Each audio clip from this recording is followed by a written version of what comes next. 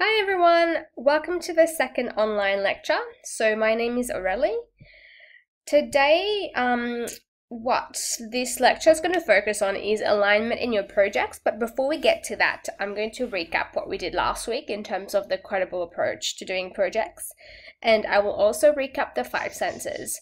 So Amar talked about the 5 senses in week 1 in his lecture, but I just want to recap that today because this will link into what we will mostly be focusing on, which is socio-semiotics or socio-semiosis. And I'll be talking about alignment in your projects in terms of how you align the material that you design with the target audience, which is a community, and the socio-semiotics of that community. And I will end by showing you some more examples of doing broad PDA. So building more on what we did last week. So let's start by recapping the credible approach. So last week we talked about the credible approach to doing projects, and essentially what the credible approach is about is creating projects that will support local needs. So we design projects that's going to address a specific need in a community, as opposed to simply designing projects for the sake of doing it. So we said that the credible approach was an acronym. So the first letter of the acronym C is contextually relevant. So when you are designing your projects, it needs to be relevant to the context. So everyone is going to be choosing a specific community that they want to work with, and the projects that you design are going to have to be relevant to that context. We also said that your projects need to respond to theoretical and practical needs, and in this unit it will be mostly practical needs. So this is why we've asked you guys to identify an issue. So if you identify an issue and design a project to address that issue, then you can essentially guarantee that your project will be responding to practical needs.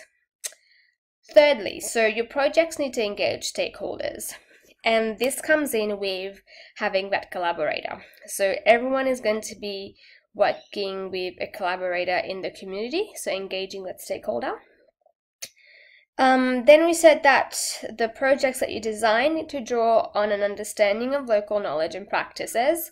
And again, these are the things that you will be learning by both engaging with your collaborator and also through your literature review. So in reading about the community that you will be designing the project for, you might learn that they have different ways of doing things, and this is where their local knowledge and practices will come in handy. Then we said that your projects need to be informed by global approaches and experiences. So someone in one of my tutors last week said that in terms of looking at global approaches and experiences, some of the things that we can think about is not just how to do research, but by drawing on some of your knowledge about things. So for example, technology. So that's an approach to doing projects. So if you are good with video programs and that is something that's going to be relevant to the community, you can bring in those approaches. So it's not just approaches about how to do projects, but approaches in terms of the things that you use to design the projects. And technology is a big part of that. Then we said that your projects need to benefit local communities. So again, this ties in with being contextually relevant and responding to practical needs. So if you identify your issue in that specific community and you address the issue, you design something, it's going to address the practical needs, but it also will benefit the local community. So all of these things, they relate to each other. Then we said that it needs to lead the field or discipline and contribute to larger global theories. And what this means for your projects is that even though if you start small in a local community, that project can actually ripple out. So you might start something in a specific community, say in remote China, but then other communities around the world might take up a similar project. So small things can lead to big things.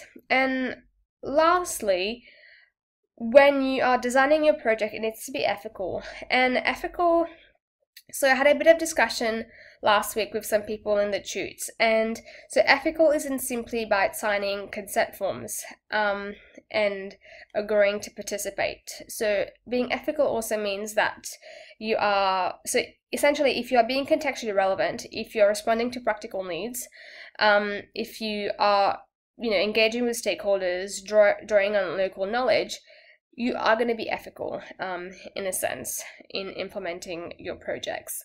So this is just a recap of what the credible approach is, what the acronym stands for, and yeah, so all your projects will be credible projects. And again, we'll keep coming back to this throughout the semester. So you'll notice with not just the online lectures, but with Amal's lectures and the tutorials, we will keep coming back to things. We will keep building on the things that we introduce, and that will ensure that everyone has a firm understanding of what they need to be designing for their projects.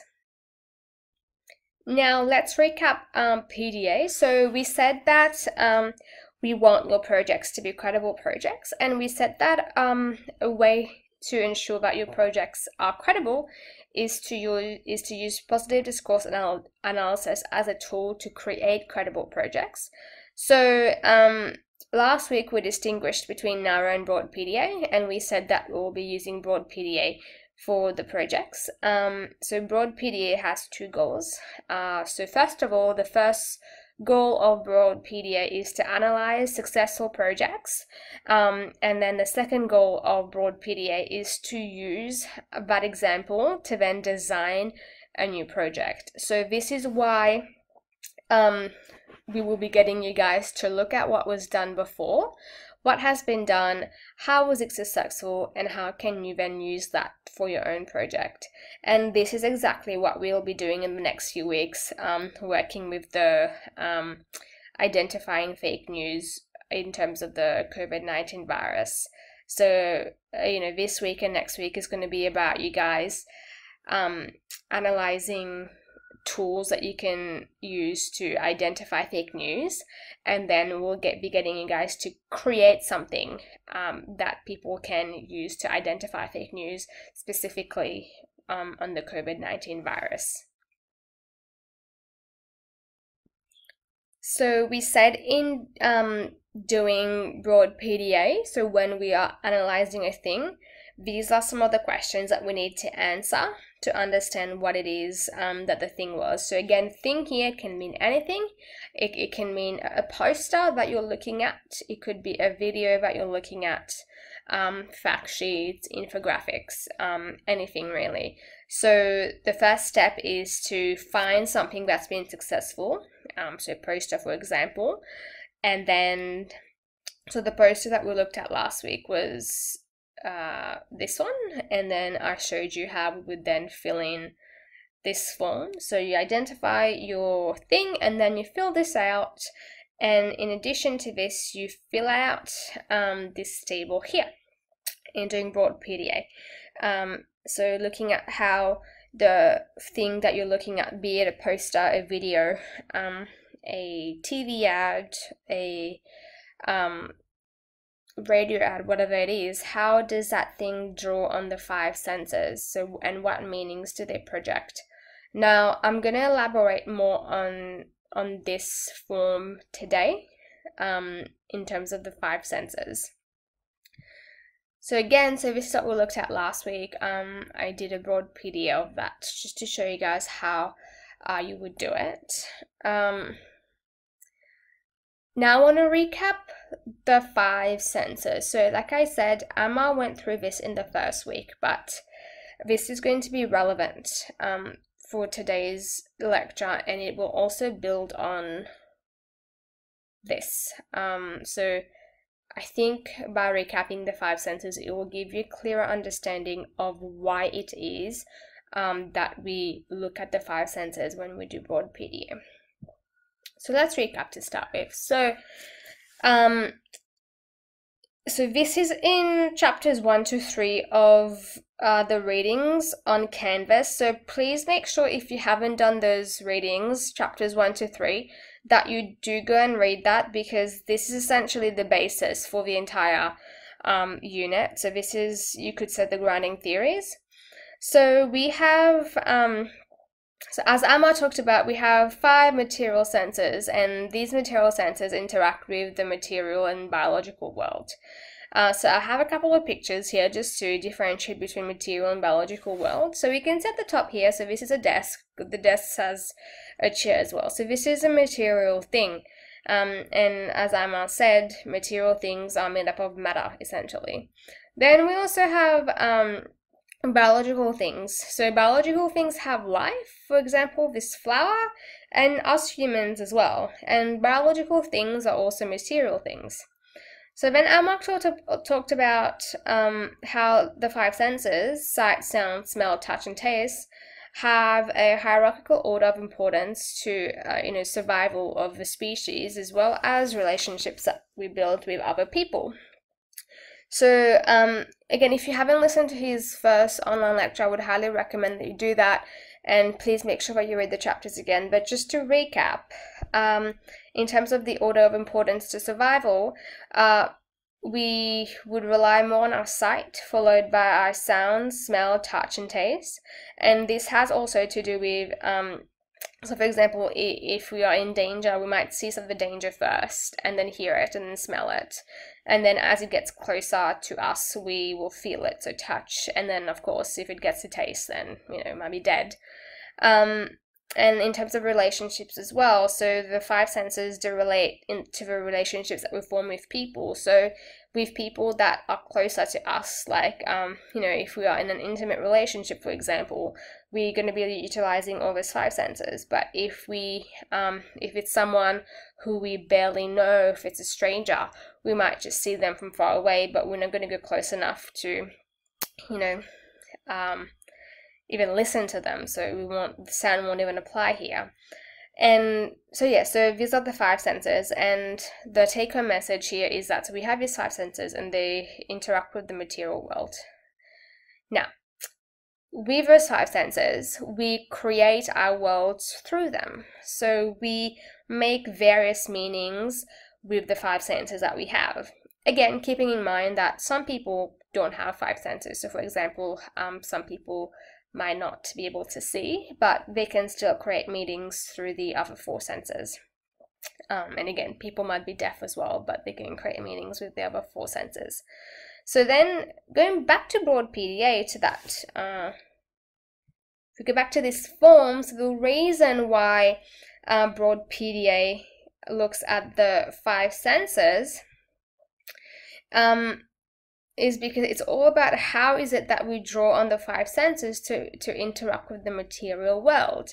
And when I say the material world here, things that you are analyzing are going to be material things, right? So for this week's tutorials, looking at the articles that you'll have on identifying fake news, these are physical material things. So how is it that our 5 senses interact with that? And another thing that broad PDA draws on is socio-semiotics.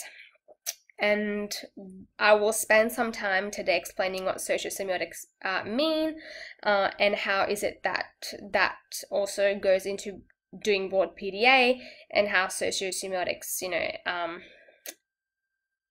influence us in looking at the world in a specific way, and how socio-semiotics also interact with the 5 senses.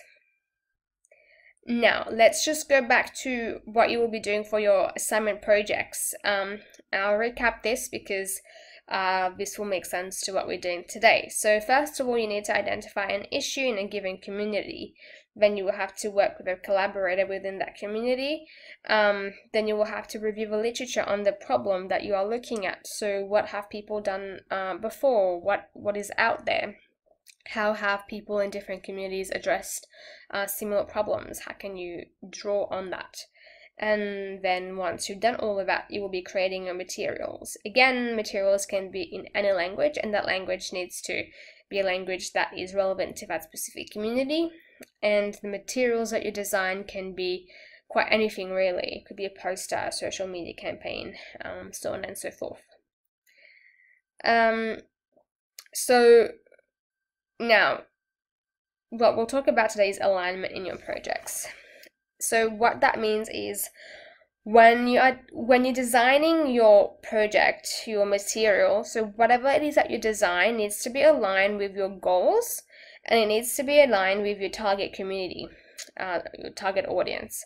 And what that means is, so you need to know who your community is. You need to know who your target audience is. And again, as I said last week, and as we looked at in the tutorials, some goals might be too broad. So if your target audience is an entire country, that is not going to be achievable. So who's your target audience? Are you looking at adults in the community? Are you looking at children in the community?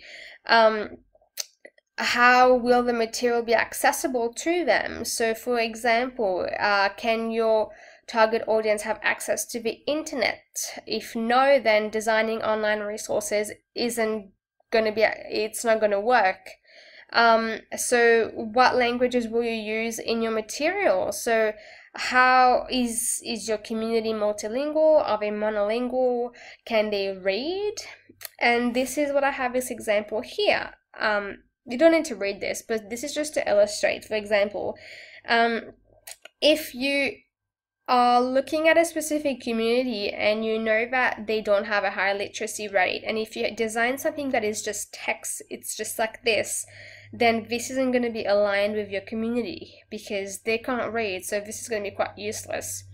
And so what we'll talk about more today is how socio-semiotics is related to the materials. But for example, if your community again is not very literate, it might be more appropriate to have something like this. So to have pictures, which people would with low literacy or children might be more receptible to. So again, so getting to know who your target audience is going to ensure that whatever you design is going to be aligned to them. And also making sure that you are aware of the socio-semiotics in that community.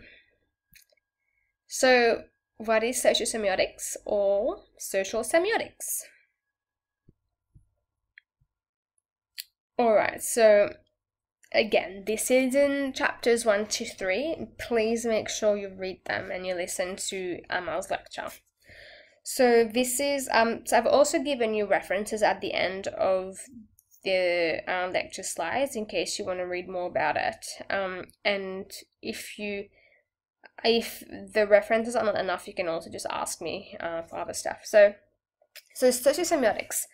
So in Amal's papers and in the chapters of the book, he identifies socio-semiotics as things that include our belief systems, our ideas, our attitudes about things, our thoughts. So these are things that essentially go on in our heads. So socio-semiotics vary greatly based on which community we are part of, what our age is, what our interests are, what part of the world we are in, etc. So our beliefs, our ideas, our attitudes are going to vary depending on those things. So when we talk about culture, for example, we say that in this culture, people tend to have these kinds of beliefs, and in that culture, people tend to have those beliefs.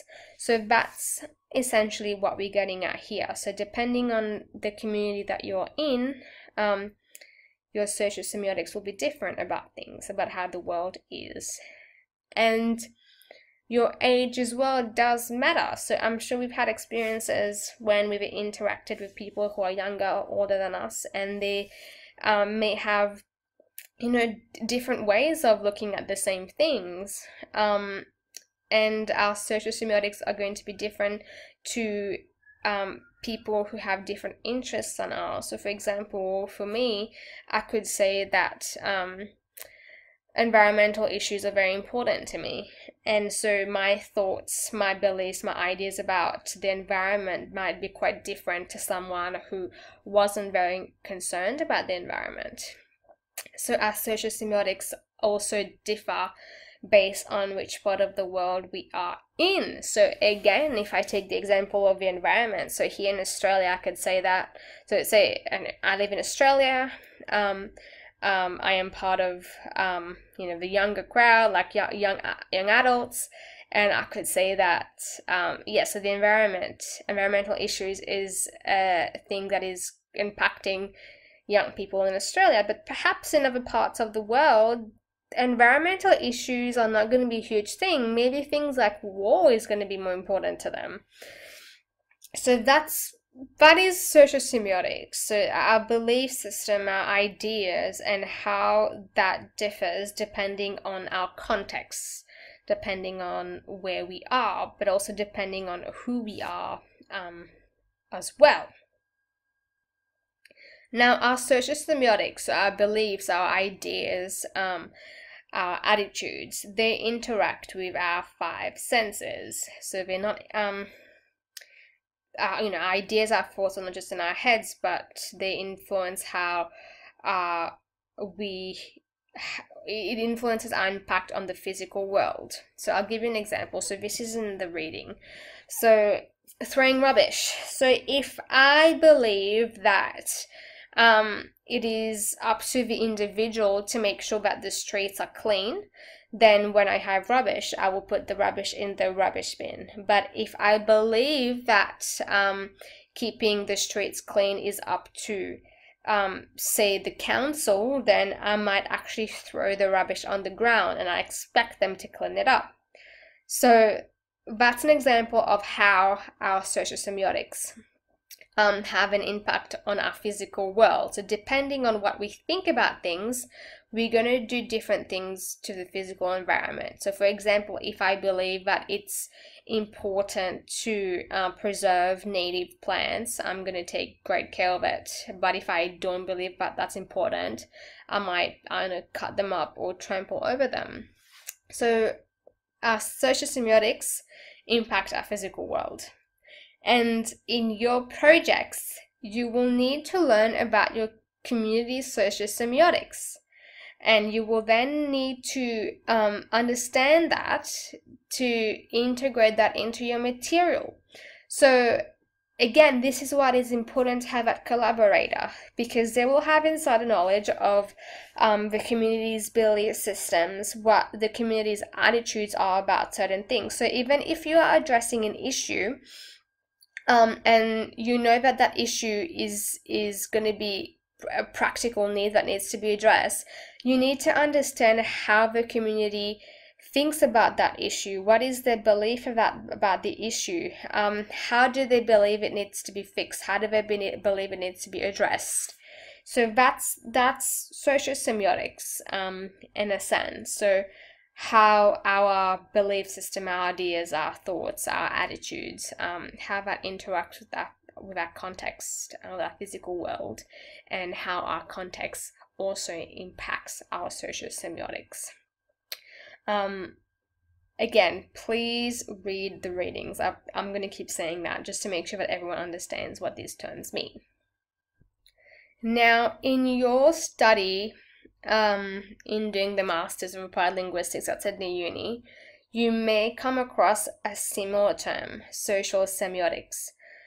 So in the previous slide, it was socio-semiotics, and there's also another term, social semiotics. So is it different? Is it the same thing? So they are quite similar. So in that it's looking at, so if you listened to the lecture that Amar gave in week 1, he would have explained that semiotics means meaning making. So essentially meaning making in the social environment. So social semiotics, that specific term tends to be used in readings like Van Leeuwen, Crescent Van Leeuwen, Hodges. So they use the term social semiotics, where it's the study of meaning-making resources in social contexts. So how meaning-making resources have meanings in specific social contexts. And that's quite similar to what we looked above in social context here. It just means a community, right? So let's go back to here. different resources will have different meanings depending on the social context that's taking place in. So what is meaning-making resources? Well, meaning-making resources are things that make meanings, simply put. But what are some examples of these? So we're doing a degree in linguistics. So language is a meaning-making resource. So as Amar talked about in the first lecture, when he defined what language was, he said that language was a semiotic system. So language is a meaning-making system. We use language to make meanings, but language isn't the only system that makes meanings. For example, images have meanings as well. So when you look at a picture, when people say a picture is worth 1,000 words, that's kind of what that means, that image has meaning. Color has meaning, as we would know some colors may have like a positive feeling to it. Other colors might have a more negative feeling to it. The movements that we make have meaning. So the difference between watching someone walk really fast and someone who's walking very slow, dragging their feet. So the person who's walking very fast, we could infer that this person is rushing to get somewhere. But if someone's walking really slow with their head down, hunched shoulders, dragging their feet, we could say about this person, we could look upset that there's something wrong. And this is not an exhaustive list. This is just to give you an example of what I mean when I say socio-semiotics is the study of meaning-making and resources in social contexts. Now, these meaning-making resources will have different meanings depending on the context that they are taking place in.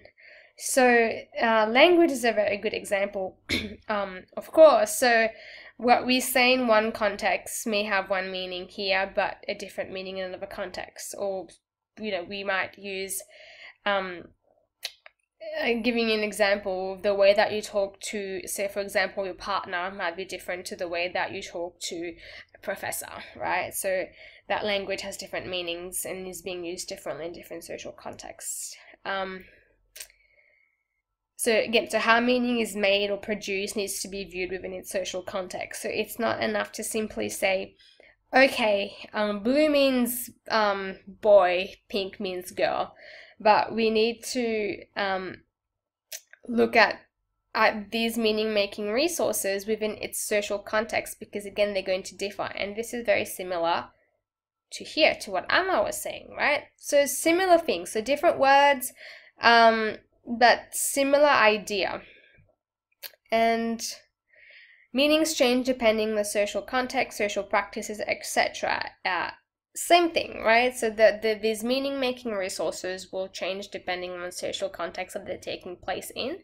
They will change depending on who you are, what your age is, etc. So for this unit, we will be using the term socio-semiotics, but this is just to give you guys a sense of that there's another term used called socio-semiotics, and it has a similar meaning, but they might use different words to look at the same thing. So meaning-making resources, for example, it's a bit more technical, but just giving you guys a bit of background just to show that it's not just in this unit that these terms will apply, but you will learn about this in other units in your masters as well.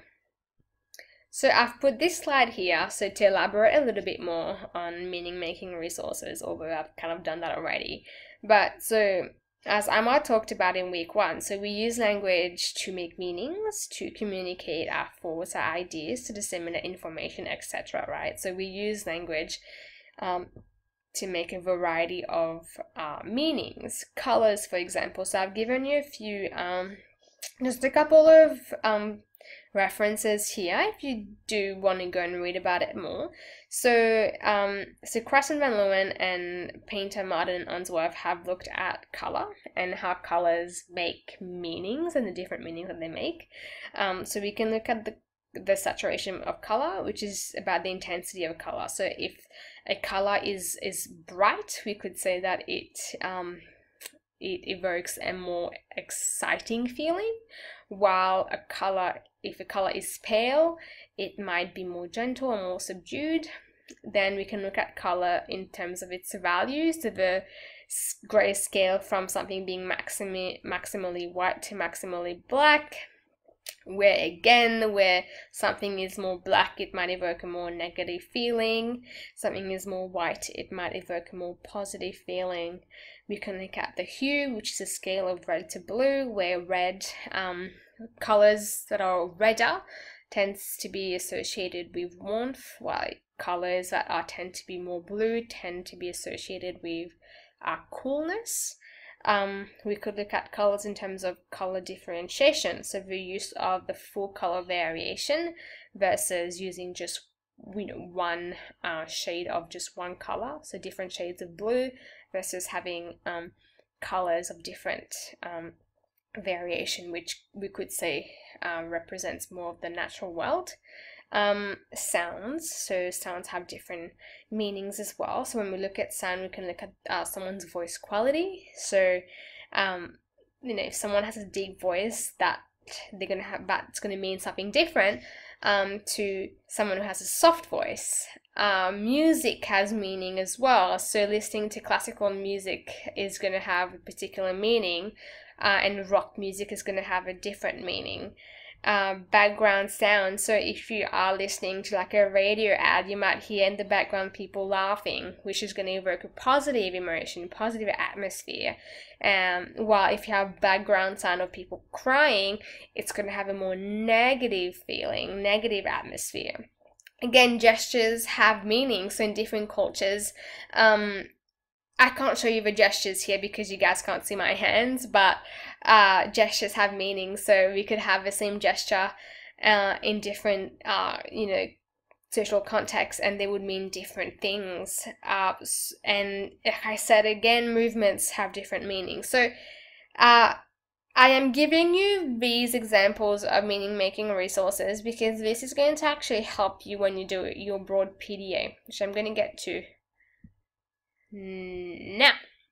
So when you're doing your broad PDA, you might be, so sight, sound, smell, touch, taste. So how are these five senses being used? So if you're looking at like a poster, for example, the poster might have language, right? It might have color, it might have image. So you would put that there, and then you would say what the meanings are that's being projected. So there's meaning-making resources occur in all of these five senses, and it's not just about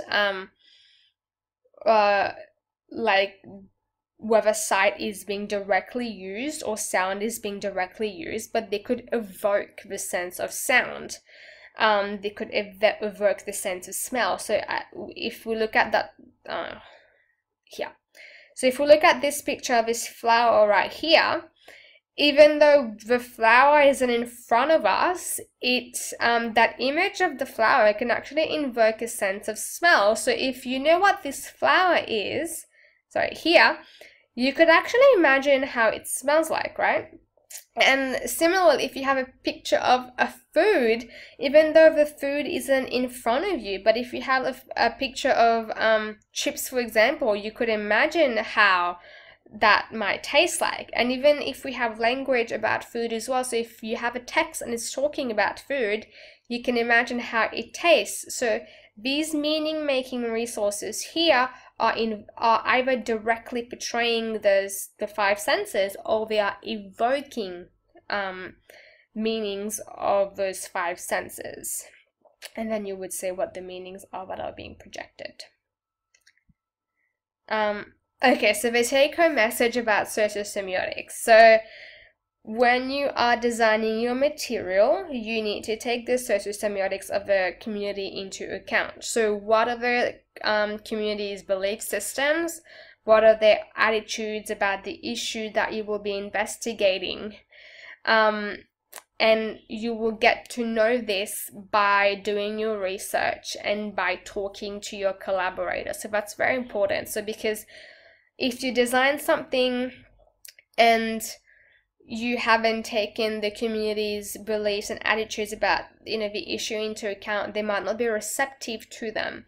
And so if we look at the credible approach, then your project isn't going to be responding to practical needs, and your project isn't going to be benefiting the local community. So doing your research is very important, and we will show you guys how to do the literature review. So doing research comes under doing the literature review and learning about, the issue itself, learning about your community, which is very important. So now I'm going to build on what we talked about last week. So last week we did the broad PDA form and we looked at the 5 senses. So again, just to recap, the reason why the broad PDA form, so the reason why the broad PDA form looks at the 5 senses is because the 5 senses interact with the material world. And what you will be analyzing is material. So then we need to see how these 5 senses are either working directly or how it's being invoked. So now I'll build on the 5 senses and socio-semiotics. So last week when I looked at the example of this poster, I talked about it only in terms of the 5 senses. But today I'm going to show you a couple of examples, and we're going to look at the socio-semiotics as well of the community, of the target audience, and the 5 senses and how they interact. So the first example that I want to show you guys is from a campaign. So it's called Don't Make Smokes Your Story. This is a campaign that is currently running in Australia. It is part of Australia's National Tobacco Campaign, and it's aimed at Indigenous and Torres Strait Islanders, and the campaign encourages them to quit smoking. And I'll show you guys a couple of materials of this campaign. So the campaign, the Don't Make Smokes Your Story campaign, includes materials such as posters. So they have posters like this, and it features TED. So this is TED in the middle. So the campaign is essentially designed around TED and how TED has quit smoking for his family, and a lot of the materials feature TED either by himself or TED with his family, TED talking about his family. Now let's have a look at a video. So this is a TV ad, part of the Don't Make Smokes Your Story campaign. Family is everything to me. I can't imagine life without them, to be honest. I've had my battles with smokes. My lungs got pretty bad. Sometimes I could hardly breathe, and that was tough on everyone. I'm not sure why I smoked, I just did. My kids, Jara and Yanni, I wanted to be there for them, so I quit. Quitting was tough, I just kept trying. Now I can keep up with them in the yard, and I've got more money to spend on better things. Mum and the aunties are pretty happy that I quit. They didn't want me to die from smokes like Dad did.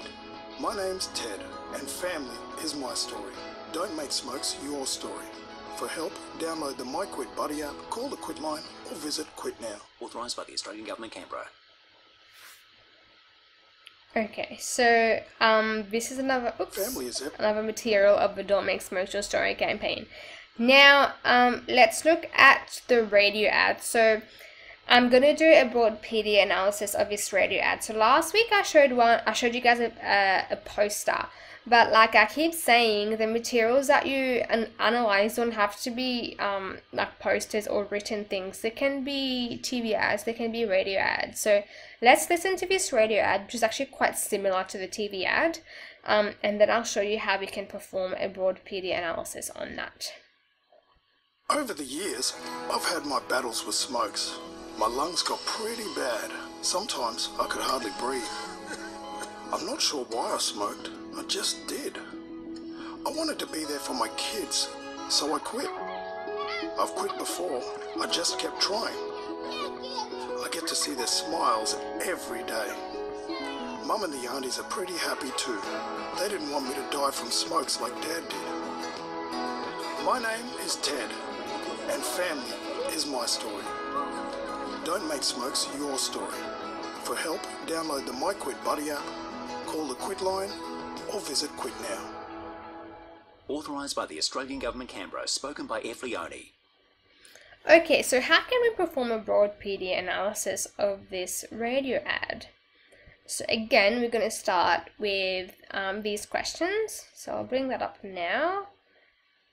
Alright. So again, we always start by filling out these questions about the thing. So the thing that I'm analyzing here is a Don't Make Smokes Your Story radio ad and a description of it. So it's a radio ad about Ted, an ex-smoker who's sharing his quit story, his quit journey, and at the same time he's encouraging smokers to quit smoking for their families. Is this part of a larger campaign? Yes, it is. This is part of Australia's National Tobacco Campaign. And this campaign includes other materials such as TV ads, as we just had a look, posters as well. It also has an app, it has fact sheets, lots of different things. So what is the goal of this radio ad that we just listened to? More broadly speaking, it encourages smokers to quit for the family, or more specifically Indigenous and Torres Strait Islanders. So a bit of context about about the thing. Who created it? So that was created by the Australian government. Why? Again, to encourage smokers to quit smoking, specifically Indigenous and Torres Strait Islanders. Where was it created? It was created here in Australia and in 2015. So why do you think that this is a successful thing? Well, because it problematizes smoking as a bad behavior that not only affects the smokers, but affects the families as well. Therefore, when the smoker quits smoking, the quitting isn't just going to benefit them, but it also is going to benefit the family as well, because the family won't have to watch the smoker suffer and die. It's one way of putting it. Again, I could have put this differently, and depending on what you have, your reason for what your thing is successful is going to be different. And then now I perform the broad PD analysis. So as you can see, this is the only sense that isn't really being evoked is touch, but there's quite a lot going on here, which is quite different to the poster that we looked at last week. So listening to that radio ad, I'm going to start with sound first, just because it's a radio ad and it's primarily, drawing on our sense of sound, but then I'll talk about how other senses are also being evoked, so not drawn on directly but indirectly. So the radio ad, so first you can say it's spoken language, of course, and the meaning that's being projected here is that it encourages smokers to quit for their kids and families, and that if smokers quit, they will have a better life and be happy. In terms of sound as well, we can hear in the background there's a light guitar playing, which creates a light positive atmosphere. Then at the start of the ad, we could hear this beeping sound and a breathing pump. So both of these are associated with hospitals, and again, when we think of hospitals are not good things, right? So these are not good sounds, and with the breathing pump, it tells us that someone is having trouble breathing, which isn't good. When he was describing how he was in hospital, he was also coughing. Again, so what meaning is being projected? Well, if someone's coughing, it tells us that they're sick, which isn't good. Then, as he starts to talk about how he quit, we can hear our kids' laughter in the background. So this creates a happy, positive feeling, and this is overlaid with Ted telling us that he has more time to spend with his kids, again creating a very positive atmosphere. So we could say that there's a shift from the start of the ad, which is a bit more negative when we hear all these, these negative sounds here, and then it shifts to being more positive where we hear the light guitar and we hear the kids' laughter. Now let's look at the other senses and see how it's being evoked. So, with these three things, beeping sound, breathing pump, and coughing. So even though it's directly drawing on our sense of sound, we can visualize these things, right? So that beeping sound, we can visualize it as being one of those hospital machines, which tells us someone is sick. And the breathing pump as well, we could visualize that as we could visualize someone being in a hospital bed having a breathing pump. We can visualize someone coughing, so it's evoking our sense of sight. What about smell? Well, half of the ad of a radio ad seems to take place in a hospital. Why? Because of all these things. Beeping sound, breathing pump tells us that this is happening in a hospital.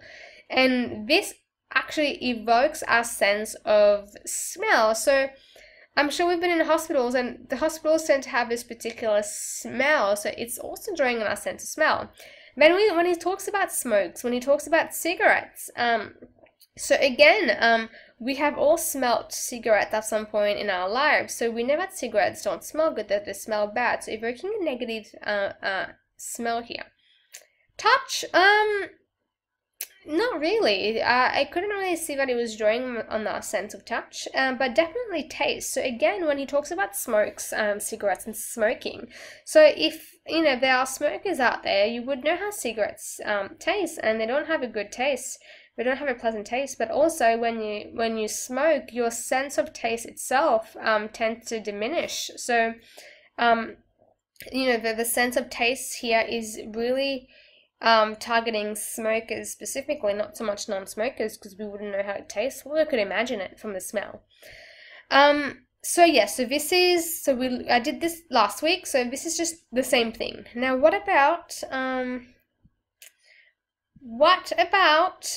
the socio-semiotics? So again, here, specifically in this campaign, they are drawing on family values, which are important to Indigenous and Torres Strait Islanders. And how are these socio-semiotics about family values being realized? Well, again, if we have a look at the materials, we see Ted surrounded by his families. In the TV ad as well, he was surrounded by families. In the radio ad, he talks about his families. So here, this campaign is heavily drawing on the on family values. So how smoking not only affects a smoker, but it also affects a family. And quitting not only affects a smoker, but it affects their families. So that's a particular relevant socio-semiotics here. And so how does the 5 senses that we looked at in the broad PDF form relate to the socio-semiotics? Well, so if we go back to where is it? Here, in looking at sound, we can hear the kids' laughter. So again, that sense of family. So Ted talks about his kids, and we can hear them. So linking the socio-semiotics of family with our sense of sound of hearing the kids. And also, we can hear people talking in the background at some point towards the end.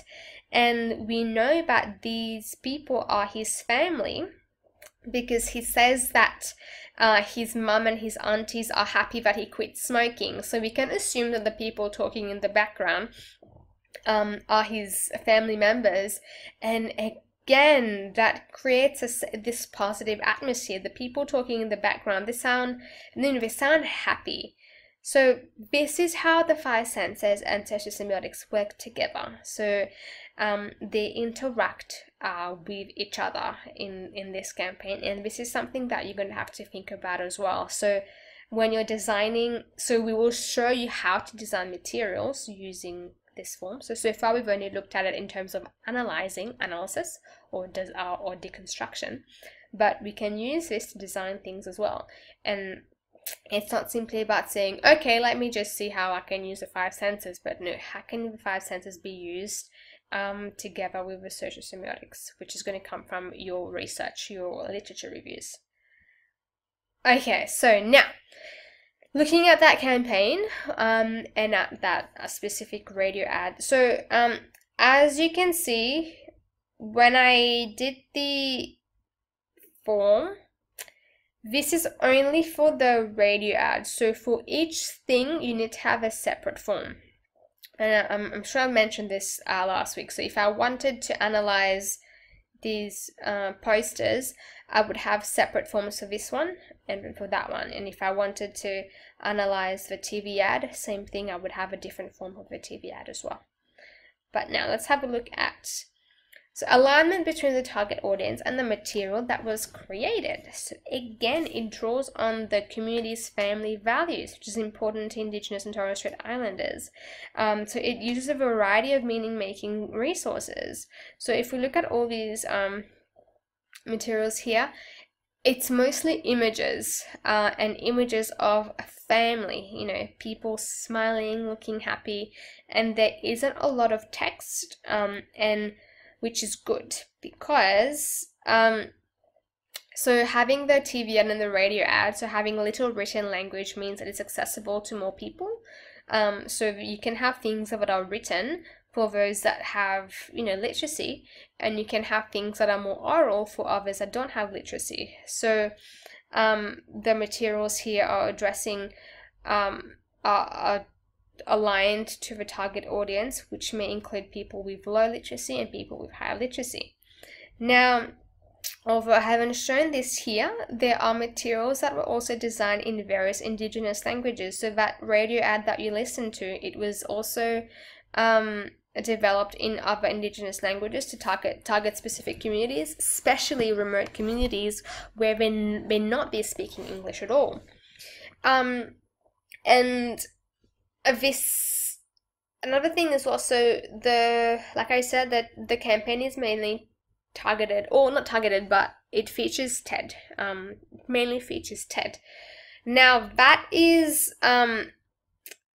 using TED aligns with the target audience. Why? Because, so it aligns with the smoking demographics of Indigenous Australians. So these smoking rates here, these are for men only.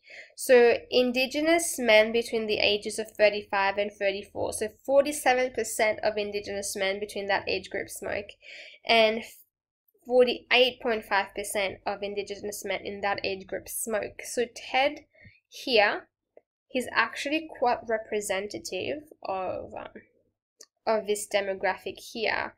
So using him is aligning with the target audience. So nearly 50% of Indigenous men between the ages of 35 and 44 smoke, nearly 50%. So having TED here represents a target audience, meaning that they might align to him more than if we had maybe like a white Australian, or if we had someone who was much younger or much older.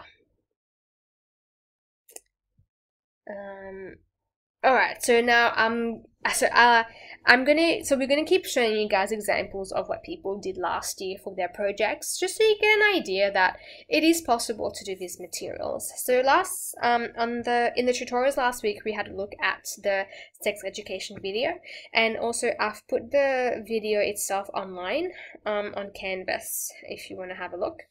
So today I'll look at the Keep Cup project. So, you know, this was part of the Language Study and Power class of last year, and the Keep Cup project was to educate, inform and encourage coffee drinkers to use Keep Cups as opposed to using single-use coffee cups. And the target audience, we could say that the target audience is coffee drinkers that use it, or we could say that the target audience is mostly young people, because if we look at the demographics of Sydney Uni, we would see that it's mostly young adults who drink coffee. So let's have a look at some of the examples of the design. So these are two posters that the group designed. This poster here on the left, you know, contrasting between single-use cups and a Keep Cup, and then this upper poster here showing how you know, using the single-use cups in relation to the environment, so trees and the seal here. And that group also created little stamps.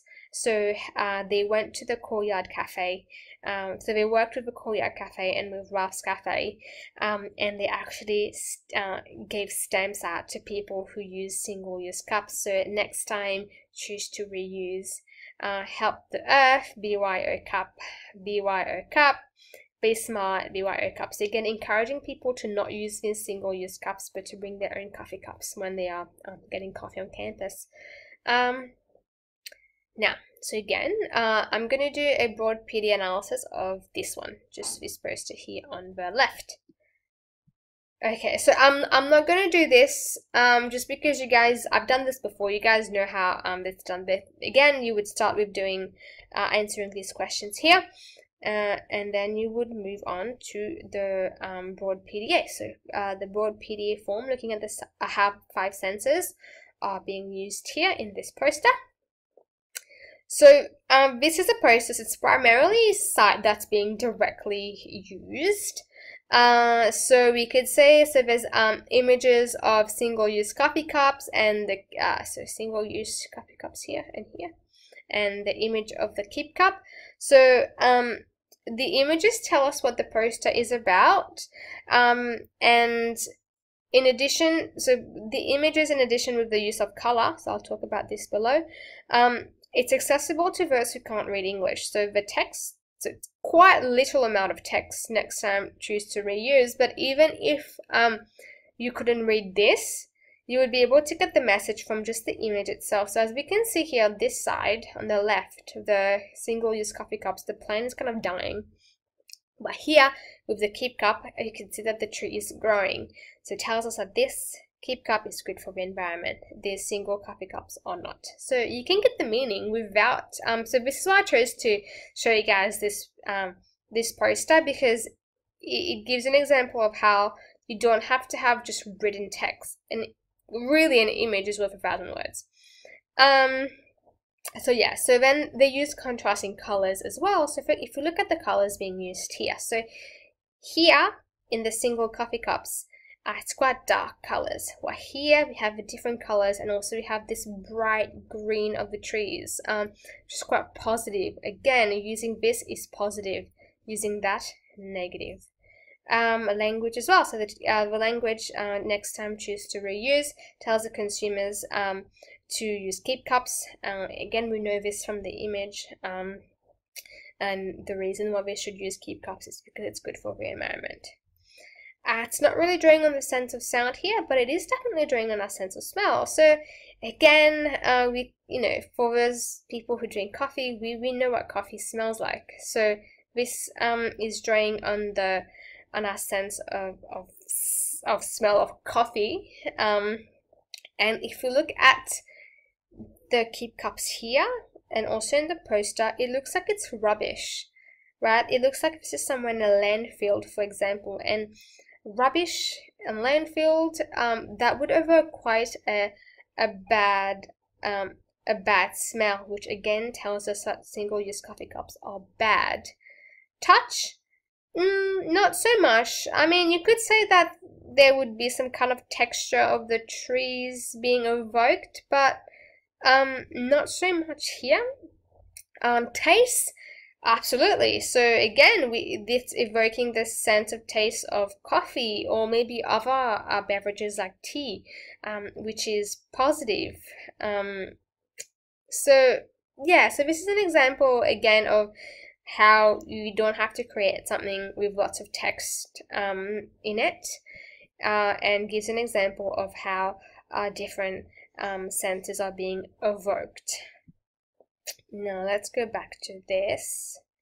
So we've done this. Now again, so linking the 5 senses with socio-semiotics. So what are the socio-semiotics that are being drawn upon here? So again, this will be, so the girls that did this project, they are quite concerned about the environment, but it wouldn't just be them as well. Like, they know that it's people, a lot of young people at Sydney Uni are concerned about the damage that single-use coffee cups are doing to the environment. And we would know this as well from the various marches that we've had here in Sydney, not just at uni, but you know, at Hyde Park and the town hall, protesting you know, about the climate crisis. So the target audience, if we set the target audience here, it's mostly young adults, mostly people that go to these coffee shops at Sydney Uni, you know, or Sydney Uni broadly. You know, the socio-semiotics that are being drawn upon here is a concern about the environment and wanting to protect the environment. So then, taking this into account, this is how we came up with these things, right? So telling us, again, so single-use coffee cups, bad. Keep cups, good. and the five senses as well. So having that contrast in color between give me a sec, this and this, again tells us that this is bad here on the left and this is good here on the right. So drawing on the five senses and working together with the socio-semiotics of caring, of concerns about the environment and wanting to protect the environment. And also if we look at the other poster as well, so having the plants and the animals telling us that, you know, the single-use coffee cups affects you know, wildlife, it affects plants as well. Oops. And yeah, and then having the tree with the keep cup telling us that the keep cups are good. So this is, so again, so when you guys are doing your designing your materials, you would have to research about the socio-semiotics of your communities, and then when you are drawing on the five senses, how can the five senses and socio-semiotics work together in your materials? So alignment, again, I've kind of talked about this already, but like I said, so it draws on young adults' concerns of single-use plastic ending up in the ocean, in rivers, and harming wildlife. And they use a variety of meaning-making resources, so the images communicate the message quite clearly. So there's a little amount of text, and we can, in a cafe setting, we could say that people actually, you know, are constantly rushing in and out. So having little amount of text actually works with this context. So materials are written in English to account for the majority of the target audience who we could say do read English. But however, having the images also account for those who cannot read English. So that's, you know, we have lots of tourists who might not be able to read next time, choose to reuse, but the message is nevertheless clearly illustrated here through the image. Oops. Yeah, so this is just the references. If you guys want to have a look at, I'll read further on any of the things I've mentioned today.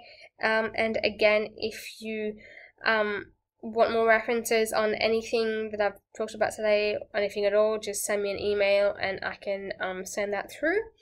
And yeah, hope it all makes sense. And I should say as well, if there's anything that any questions that you have about the online lectures, feel free to email me as well. I think my email is, okay, my email isn't here, but you guys can email me through Canvas anyway. So yeah, I will see some of you for the online lecture, online tutorial on Wednesday, and for everyone else, yeah, you'll hear from me again next week for another online lecture. So have a good rest of the week.